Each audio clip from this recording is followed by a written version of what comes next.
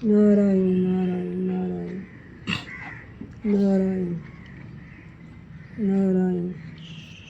श्रीमद् भागवत महापुराण 12वें स्कंद के अंतर्गत 9वां अध्याय।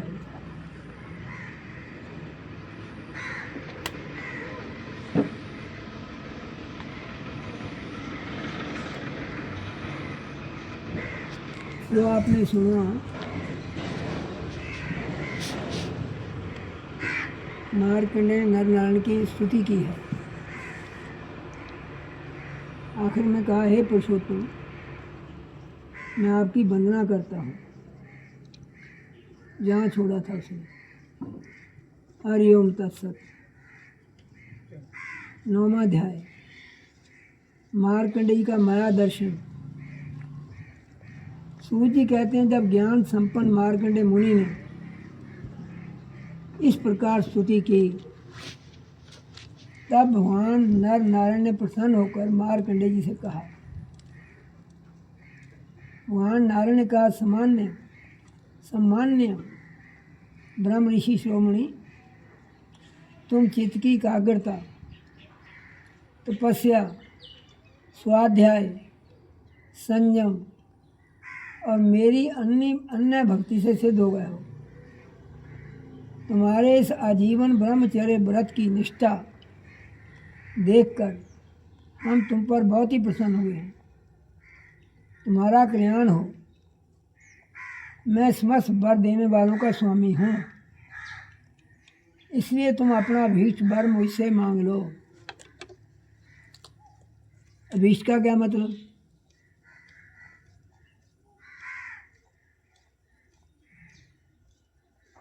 जो तेरे को अच्छा लगे, जो मन चाहता। ये तू हुंदा तो की मंगता दस? गुरु जी प्रसन्न हो जाना। लोटा ढेर मंगना। गुरुओं ने खाए देना, गुरुओं ने पसंद कर की लेना। वर मांग लो। मार्कंडेय मुनि का, देव देवेश, अनागत भयहारी, अच्युत, आपकी जय हो जय हो जय हो। हमारे लिए बस इतना ही वर पर्याप्त है कि आपने कृपा करके अपने मनोहर स्वरूप का दर्शन कराया है।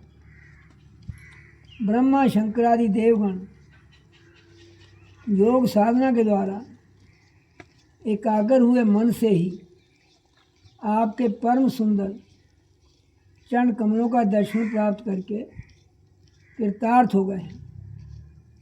आज उन्हीं आपने मेरे नेत्रों के सामने प्रकट होकर मुझे दर्शन दिया है,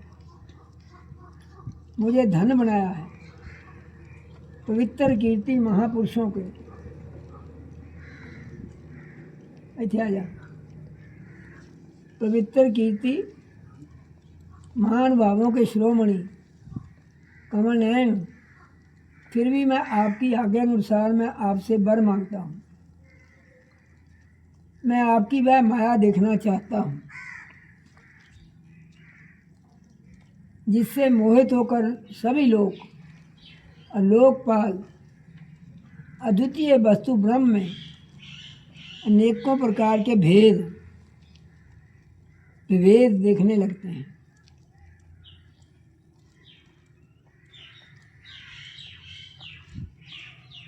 वो माया देखनी चाहता हूँ। सूत जी कहते हैं, शौनक जी, जब इस प्रकार मार्कंडेय मुनि ने भगवान नर नारायण की इच्छा अनुसार स्तुति पूजा कर ली एवं वरदान मांग लिया, तब उन्होंने मुस्कुराते हुए कहा, ठीक है, ऐसा ही होगा। इसके बाद वे अपने आश्रम बद्री वन को चले गए। मार्कंडेय मुनि अपने आश्रम पर ही रहकर निरंतर इस बात का चिंतन करते रहते कि मुझे माया के दर्शन कब होंगे।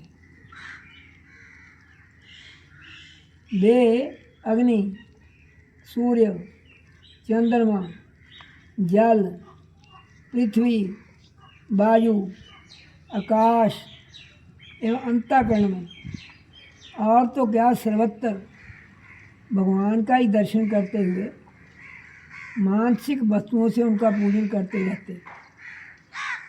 कभी कभी तो उनके हृदय में प्रेम की ऐसी बाढ़ आ जाती कि वे उसके प्रवाह में डूबने उतराने लगते। उन्हें इस बात की भी याद न रहती कब कहाँ किस प्रकार भगवान की पूजा करनी चाहिए। शौनक जी, एक दिन की बात है। संध्या के समय पुष्प नदी के तट पर मार्कंडेय मुनि भगवान की उपासना में तन्मय हो रहे थे। ब्राह्मण उसी समय एकाएक बड़े जोर की आंधी चलने लगी। उस समय आंधी के कारण बड़ी भयंकर आवाज होने लगी और बड़े विकराल बादल आकाश में मंडराने लगे। बिजली चमक चमक कर कड़कने लगी और रथ के धुरे के समान जल की धाराएं, मोटी मोटी धाराएं पृथ्वी पर गिरने लगी। यही नहीं, मार्कंडेय मुनि को ऐसा दिखाई पड़ा कि चारों ओर से समुद्र समूची पृथ्वी को निगलते हुए उमड़े आ रहे हैं। आंधी के वेग से समुद्र में बड़ी बड़ी लहरें उठ रही हैं, बड़े भयंकर भंवर पड़ रहे हैं और भयंकर ध्वनि कान फोड़े डालती है। स्थान स्थान पर बड़े बड़े मगर उछल रहे हैं। उस समय बाहर भीतर चारों ओर जल ही जल दिखता था। ऐसा जान पड़ता था कि उस जल राशि में पृथ्वी नहीं स्वर्ग भी डूबा जा रहा है। ऊपर से बड़े वेग से आंधी चल रही थी, बिजली चमक रही थी, जिससे पूर्ण जगत संतप्त हो रहा था। जब मार्कंडेय मुनि ने देखा कि इस जल प्रलय से सारी पृथ्वी डूब गई है, उद्वेज किसे कहते हैं? दरख्त वगैरह, हाँ, धरती वगैरह। उद्वेज, स्वेदज, अंडज और जराजुग, चारों प्रकार के प्राणी तब स्वयं वे भी अत्यंत व्याकुल हो रहे हैं। तब वे उदास हो गए।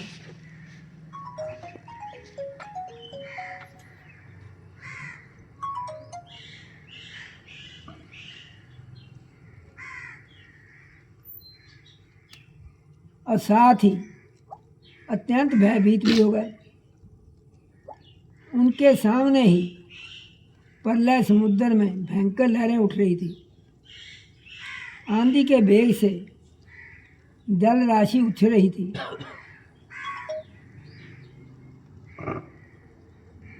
बंद कर दो।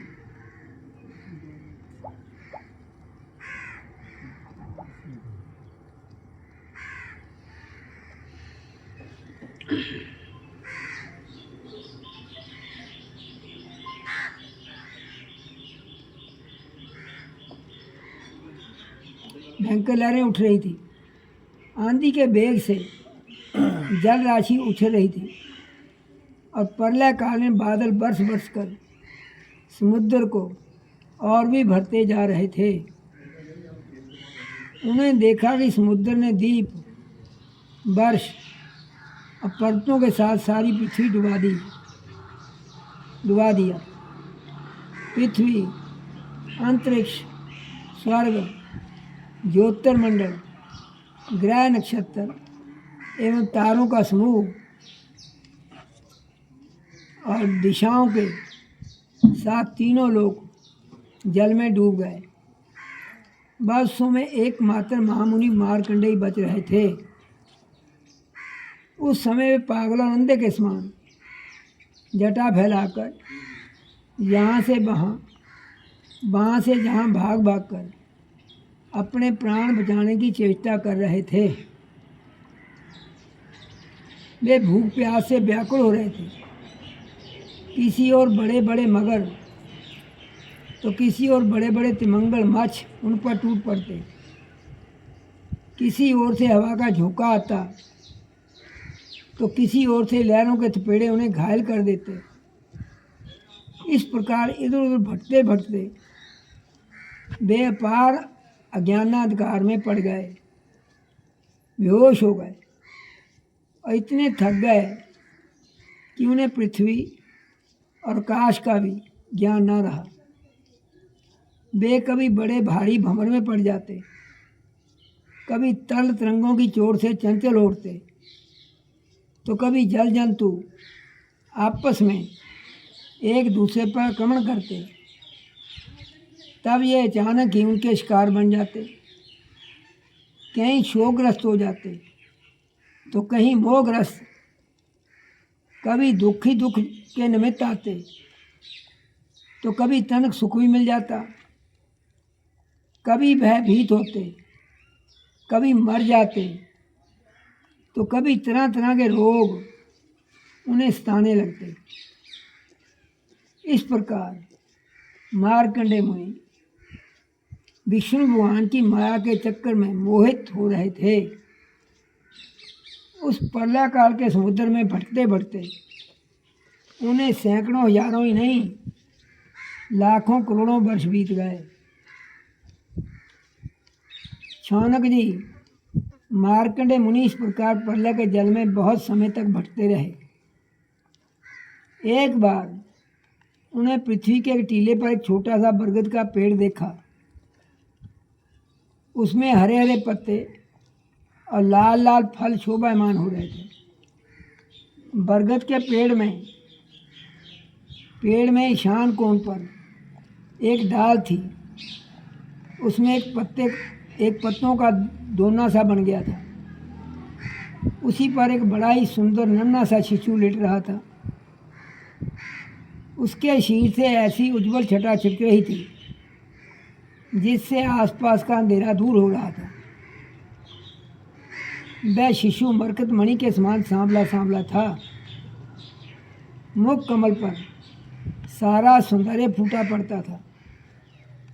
गर्दन शंख के समान उतार चढ़ाव वाली थी। छाती चौड़ी थी। तोते की चोंच के समान सुंदर नासिका और बाहें बड़ी मनोहर थी। काली काली घुंघराली हल्के कपोलों पर लटक रही थी और श्वास लगने से कभी कभी हिल भी जाती थी। शंख के समान घुमावदार कानों में अनार के लाल लाल फूल शोभायमान हो रहे थे। मूंगे के समान लाल लाल होंठों की कांति से उनकी सुधा में श्वेत मुस्कान कुछ लालमा मिश्रित हो गई थी। नेत्रों के कोने कमल के भीतरी भाग के समान तनिक लाल लाल थे। मुस्कान और चितवन बरबस हृदय को पकड़ लेती थी। बड़ी गंभीर नाभि थी। छोटी सी तोंद पीपल के पत्ते के समान जान पड़ती और श्वास लेने के समय उस पर पड़ी हुई बलें तथा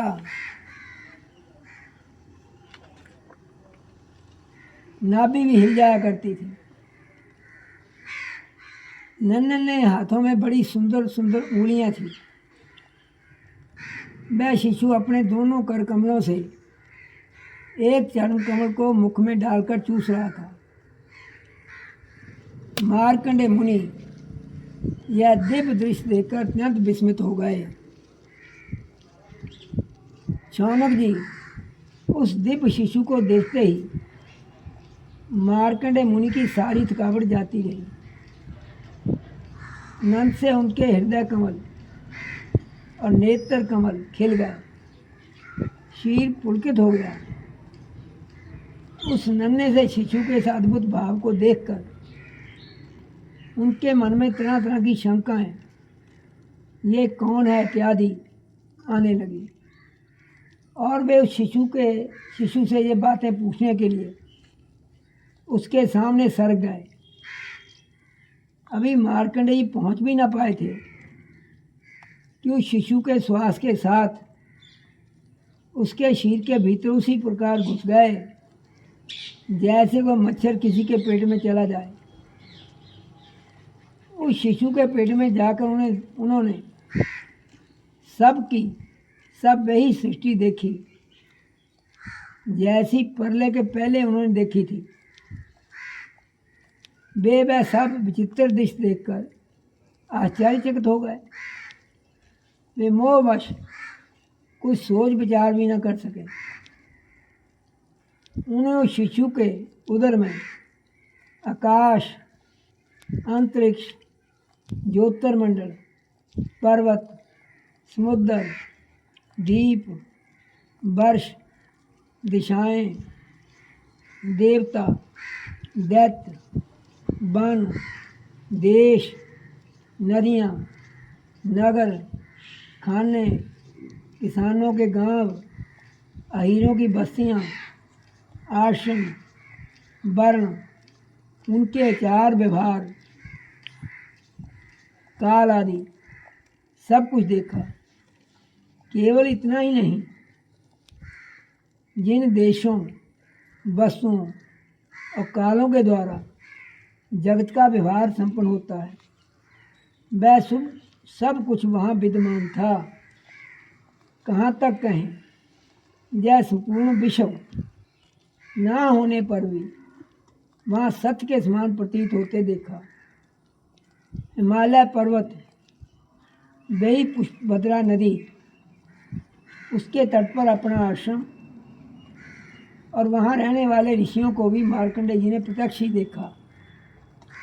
इस प्रकार संपूर्ण विश्व को देखते देखते ही वे उस दिव्य शिशु के श्वास के द्वारा ही बाहर आ गए और फिर प्रलयकाल समुद्र में गिर पड़े। अब फिर उन्होंने देखा कि समुद्र के बीच में पृथ्वी के टीले पर वही बरगद का पेड़ है, ज्यों का त्यों विद्यमान है। उसके पत्ते के दोने में वही शिशु सोया हुआ है। उसके अधरों पर प्रेमामृत से परिपूर्ण मंद मंद मुस्कान है और अपनी प्रेम पूर्ण चितवन से वह मार्कंडेय जी की ओर देख रहा है।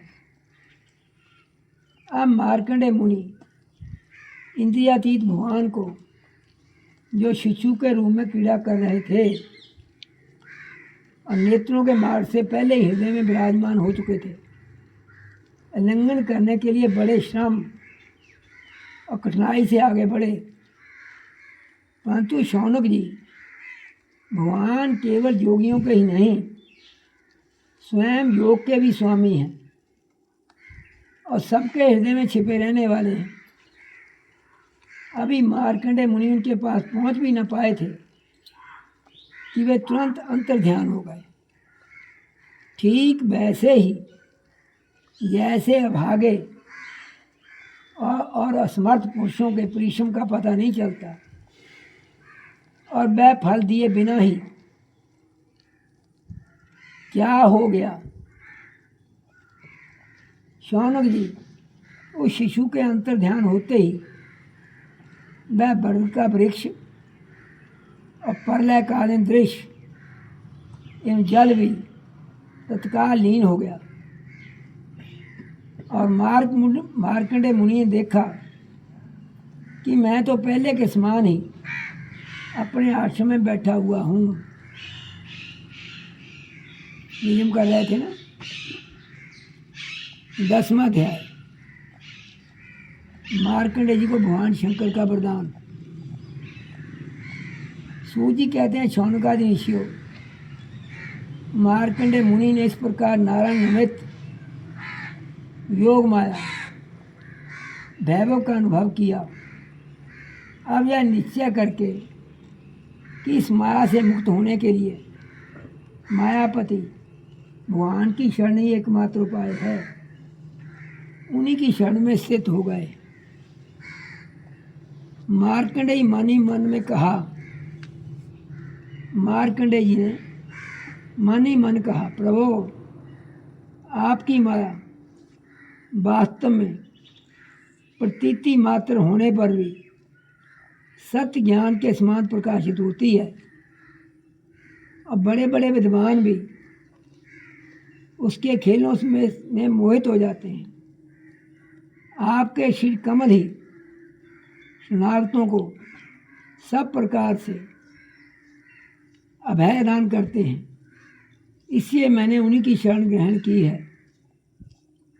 सूत जी कहते हैं मार्कंडेय इस प्रकार शरणागति की भावना में तन्मय हो रहे थे कि उसी समय भगवान शंकर भगवती पार्वती जी के साथ नदी पर सवार होकर आकाश मार्ग से विचरण करते हुए उधर आ निकले और मार्कंडेय जी को उसी अवस्था में देखा। उनके साथ बहुत से गण भी थे। जब भगवती पार्वती जी ने मार्कंडेय मुनि को ध्यान की अवस्था में देखा, तब उनका हृदय वात्सल स्नेह से उमड़ आया। उन्होंने शंकर जी से कहा, भगवान तने किस ब्राह्मण की ओर तो देखिए, जैसे तूफान शांत हो जाने पर समुद्र की लहरें और मछलियाँ शांत हो जाती हैं और समुद्र धीर गंभीर हो जाता है, वैसे इस ब्राह्मण का शील, इंद्रियां, अंतःकरण शांत हो रहा है। समस्त सिद्धियों के दाता आप ही हैं, इसलिए कृपा करके आप इस ब्राह्मण की तपस्या का प्रत्यक्ष फल दीजिए। भगवान शंकर ने कहा, देवी ये ब्रह्म ऋषि लोक अथवा प्रलोक की कोई वस्तु नहीं चाहते, और तो क्या इनके मन में कभी मोक्ष की भी कांक्षा नहीं होती। इसका कारण ये है कि ये घटघटवासी अविनाशी भगवान के चरण कमलों में इन्हें परम भक्ति प्राप्त हो चुकी है। प्रिय यद्यपि ने हमारी कोई आवश्यकता नहीं है, फिर भी मैं इनके साथ बातचीत करूंगा, क्योंकि ये महात्मा पुरुष हैं। जीव मात्र के लिए सबसे बड़ा लाभ की बात यही है कि संत पुरुषों का समागम प्राप्त हो। सूत जी कहते हैं, शौनक जी, भगवान शंकर समस्त विद्याओं के प्रवर्तक और सारे प्राणियों के हृदय में विराजमान अंतर्यामी प्रभु हैं। जगत के जितने भी संत हैं उनके एकमात्र आशय और आदर्श भी वही हैं। भगवती पार्वती से इस प्रकार कहकर भगवान शंकर मार्कंडेय मुनि के पास गए। उस समय मार्कंडेय मुनि की समस्त मनोवृत्तियाँ भगवत भाव में तन्मय थी। उन्हें अपने शील और जगत का बिल्कुल पता ना था, इसलिए उस समय वे यह भी न जान सके कि मेरे सामने सारे विश्व के आत्मा स्वयं भगवान गौरी शंकर पधारे हुए हैं। शौनक जी, सर्वशक्तिमान भगवान कैलाशपति से ये बात छिपी ना रही कि मार्कंडेय मुनि इस समय किस अवस्था में है। इसलिए जैसे बाजू अवकाश के स्थान में अनायास ही प्रवेश कर जाती है, वैसे वे अपनी योग माया से मार्कंडेय मुनि के हृदयाकाश में प्रवेश कर गए। मार्कंडेय मुनि ने देखा कि उनके हृदय में तो भगवान शंकर के दर्शन हो रहे हैं। शंकर जी के सिर पर बिजली के समान चमकीली पीली पीली चटाएं शोभायमान हो रही हैं। 3 नेत्र हैं, 10 भुजाएं हैं, लंबा तगड़ा शरीर, उदय कारण सूर्य के समान तेजस्वी है।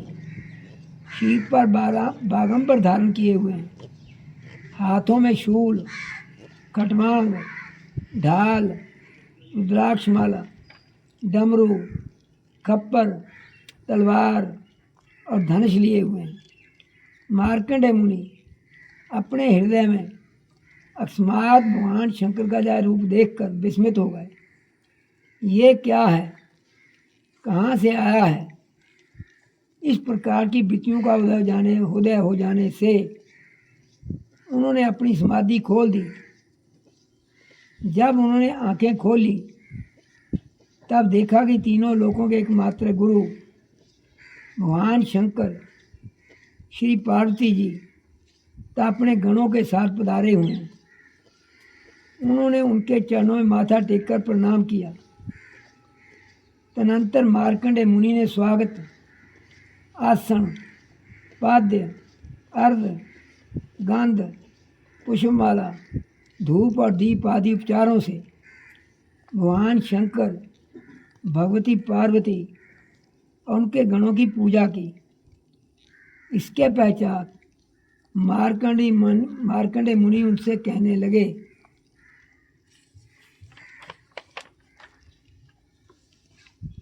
सर्वव्यापक और सब शक्तिमान प्रभु, आप अपनी आत्मानुभूति और महिमा से ही पूर्ण काम हैं। आपकी शांति और सुख से ही सारे जगत में सुख शांति का विस्तार हो रहा है। ऐसी अवस्था में मैं आपकी क्या सेवा करूं? मैं आपके त्रिगुणातीत सदाशिव स्वरूप को और सत्वगुण से युक्त शांत स्वरूप को नमस्कार करता हूँ। मैं आपके रजोगुण युक्त सर्वप्रवर्तक स्वरूप इन तमोगुण युक्त अघोर स्वरूप को नमस्कार करता हूँ। सूत जी कहते हैं, शौनक जी, जब मार्कंडेय मुनि ने संतों के परम आश्रय देवादिदेव भगवान शंकर की इस प्रकार स्तुति की, तब वे उन पर अत्यंत संतुष्ट हुए और बड़े प्रसन्न चित्त से हंसते हुए कहने लगे। भगवान शंकर ने कहा, मार्कंडेय जी, ब्रह्मा, विष्णु तथा मैं, हम तीनों ही वरदातों के स्वामी हैं। हम लोगों का दर्शन कभी व्यर्थ नहीं जाता। हम लोगों से ही मरणशील मनुष्य भी, कौन है मरणशील मनुष्य?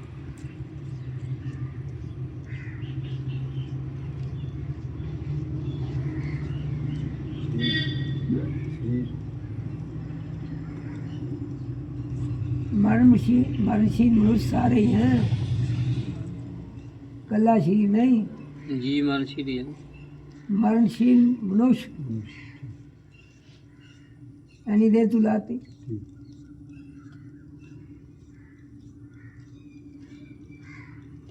मरणशील मनुष्य भी अमर तत्व की प्राप्ति कर लेता है। इसलिए तुम्हारी जो इच्छा हो वही वर मुझसे मांग लो। ब्राह्मण स्वभाव से ही परोपकारी, शांत एवं अनासक्त होते हैं।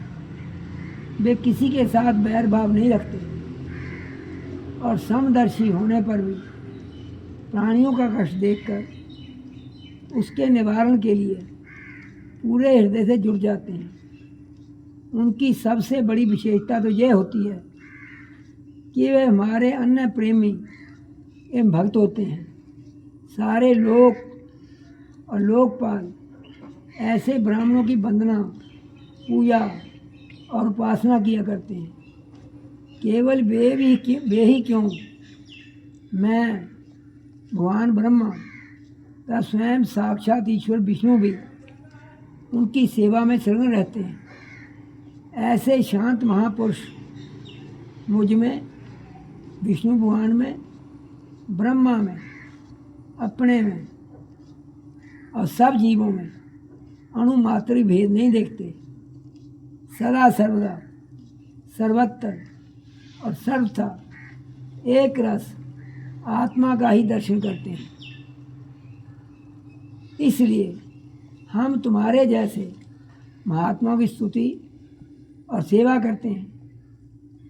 मार्कंडेय जी, केवल जल में तीर्थ ही तीर्थ नहीं होते, केवल जड़ मूर्तियां ही देवता नहीं होती।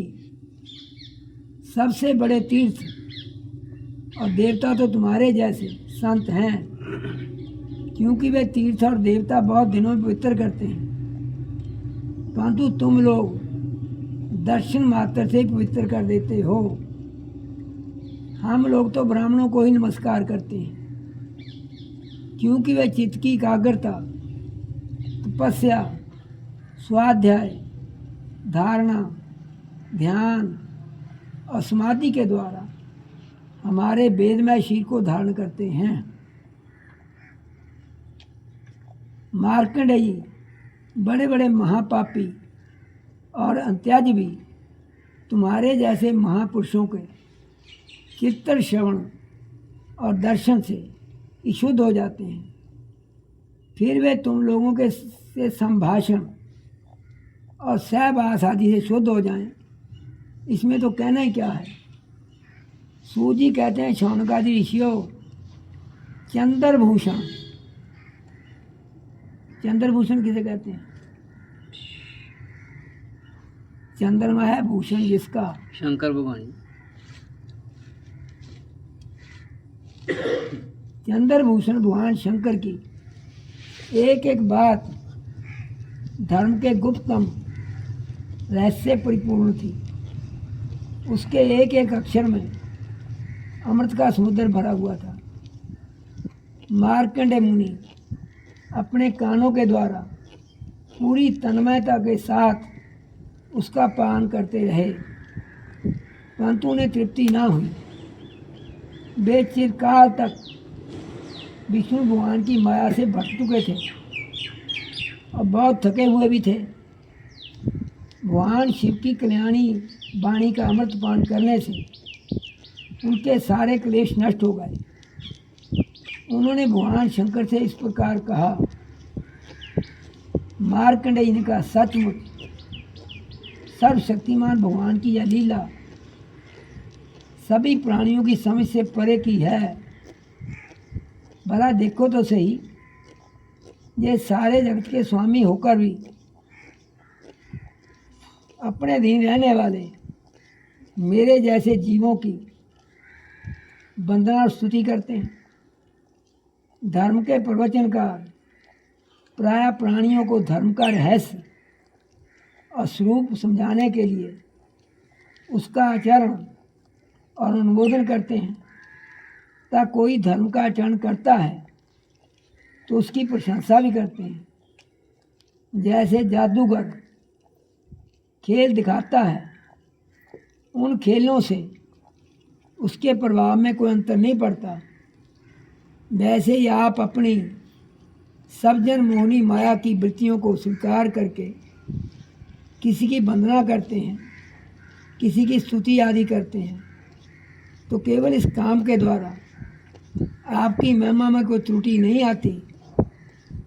आपने स्वप्न दृष्टा के समान अपने मन से ही संपूर्ण विश्व की सृष्टि की है।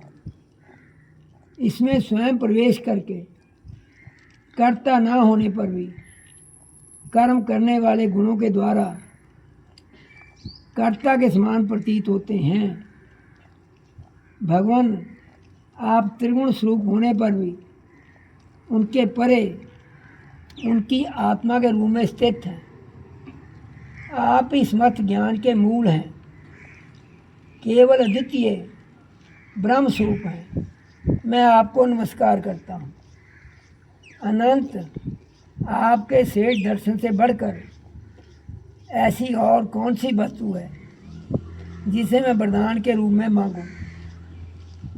मनुष्य आपके दर्शन से ही पूर्ण काम और सत्य संकल्प हो जाता है।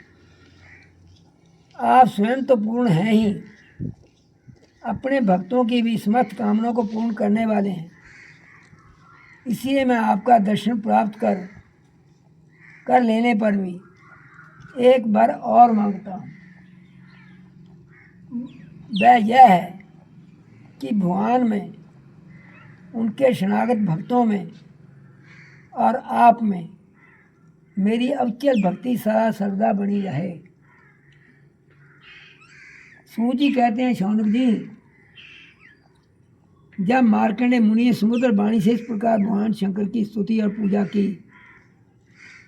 तब उन्होंने भक्ति पार्वती की प्रसाद प्रेरणा से ये बात कही, महर्षि तुम्हारी सारी कामनाएं पूर्ण हों। इंद्रियातीत परमात्मा में तुम्हारी अन्य भक्ति सदा सर्वदा बनी रहे। कल्प पर्यंत तुम्हारा पवित्र यश फैले और तुम अजर एवं अमर हो जाओ। ब्राह्मण, तुम्हारा ब्रह्म तेज तो सर्वदा शून्य रहेगा ही। तुम्हें भूत, भविष्य और वर्तमान के समस्त विशेष ज्ञानों का एक दृष्टांत रूप ज्ञान और वैराग्य युक्त स्वरूप स्थिति की प्राप्ति हो जाए। तुम्हें पुराण का आचार्य तत्व भी प्राप्त हो। मार्कंडेय पुराण। सूत जी कहते हैं, शौनक जी, इस प्रकार त्रिलोचन भगवान शंकर मार्कंडेय मुनि को वर देकर भक्ति पार्वती से मार्कंडेय मुनि की तपस्या, उनके प्रलय संबंधी अनुभवों का वर्णन करते हुए वहाँ से चले गए। भृगुवंश शिरोमणि मार्कंडेय मुनि को उनके महायोग का परम फल प्राप्त हो गया। वे भगवान के अन्य प्रेमी हो गए। अब भी वे भक्ति भाव से भरित हृदय से पृथ्वी पर विचरण किया करते हैं। परम ज्ञान संपन्न मार्कंडेय मुनि ने भगवान की योग माया से जिस अद्भुत लीला का अनुभव किया था वह मैंने आप लोगों को सुना दिया। शौनक जी, जय जो मार्कंडेय जी ने नेक कल्पों का सृष्टि प्रलयों का अनुभव किया, वह भगवान की माया का ही वैभव था, तत्कालिक था, उन्हीं के लिए था, सर्वसाधारण के लिए नहीं। कोई इस माया की रचना को ना जानकर अनादिकाल से बार बार होने वाले सृष्टि प्रलय को ही इसको भी बतलाते हैं। इसलिए आपको यह शंका नहीं करनी चाहिए किसी कल्प के हमारे पूर्वज मार्कंडेय जी की आयु इतनी लंबी कैसे हो गई। भृगुवंश शिरोमणे, मैंने आपको यह जो मार्कंडेय चरित्र सुनाया है वह भगवान चक्रपाणि के प्रभाव और महिमा से भरपूर है। जो इसका श्रवण एवं कीर्तन करते हैं वे दोनों ही कर्म वासनाओं के कारण प्राप्त होने वाले आवागमन के चक्कर से सर्वदा के लिए छूट जाते हैं। हरि ओम तत्सत। अब आप कोई चर्चा करनी तो कर लो।